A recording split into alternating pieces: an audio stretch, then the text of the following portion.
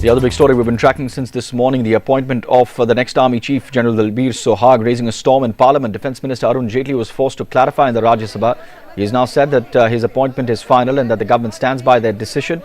Arun Jaitley made that statement after the Congress's Anand Sharma demanded that VK Singh, who is now a minister and was the former army chief, step down. The Congress has claimed that Singh's comments were highly objectionable.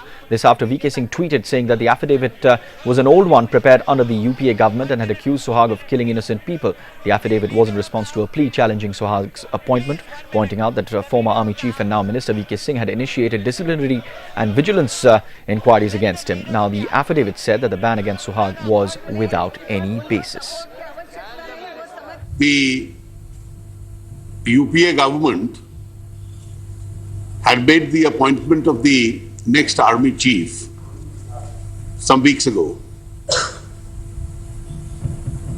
It's been a practice in this country that we keep some issues outside the realm of inter-party politics, and therefore keeping the various standards of political maturity, statecraft in mind. All of us, not only the government, but all of us must keep the army and its appointments out of this arena and stand by the appointment. The present government also is fully defending that appointment. Issues which are sub judice really can't be discussed in this house itself. As far as the comments against one of the ministers is concerned, I would urge that this issue directly, indirectly, or even collaterally may not be raised, for the reason that if one of the major political parties chooses to attack a minister, then the minister may consider defending himself. Therefore, that's an area which is wholly outside. But as far as the government is concerned, the appointment is final and the government fully stands by it. Thank you very much. Then a serving minister making this statement, the government ought to remove this minister. Prime Minister must clarify. It is unacceptable. All right, he cannot continue in the government. He cannot be a member of the cabinet. He cannot hold his position when he has made this public statement. It imports the security of the country. Their own government has moved the Supreme Court and said, Madam, I think this you should hear. No, I know. How can he call a former official he calls the Indian Army a group of dacoits? What is this that we accept this? We cannot accept. No, Madam, I'm sorry. I'm not like Madam Big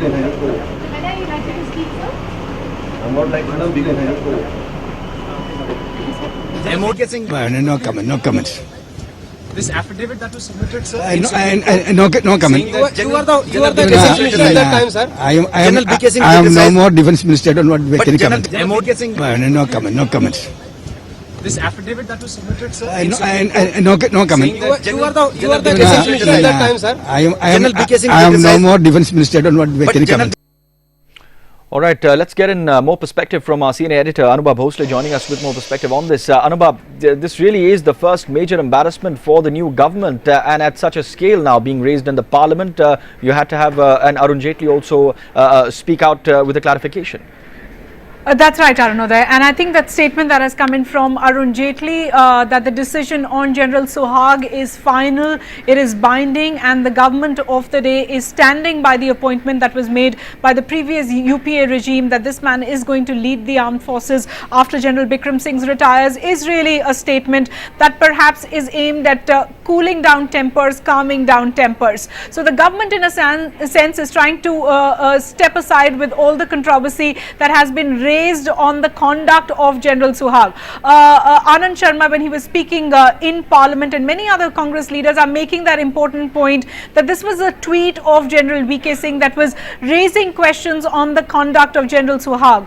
The tweet was quite scathing. The tweet used remarks like killing of innocents, dacoits, etc., and perhaps led to the point that you were in a sense questioning the credibility of the next army chief, the persona of the next army chief. So I think in that sense, General in that sense, the Defence Minister Arun Jaitley's brief, cryptic but immediate response to this crisis is a welcome one. He is trying to set aside this controversy. But needless to say, the affidavit row has very seriously embarrassed the Modi government, and the response of General VK Singh post that affidavit as well.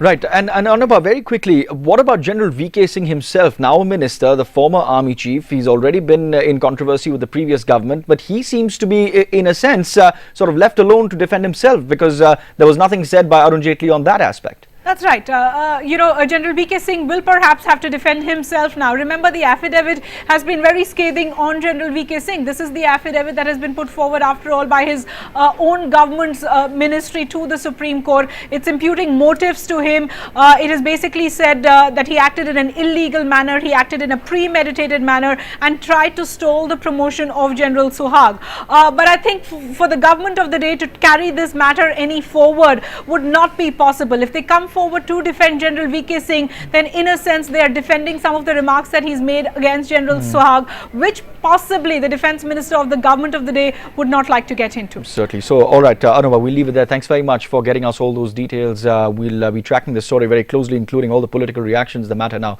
echoing in Parliament, as you heard.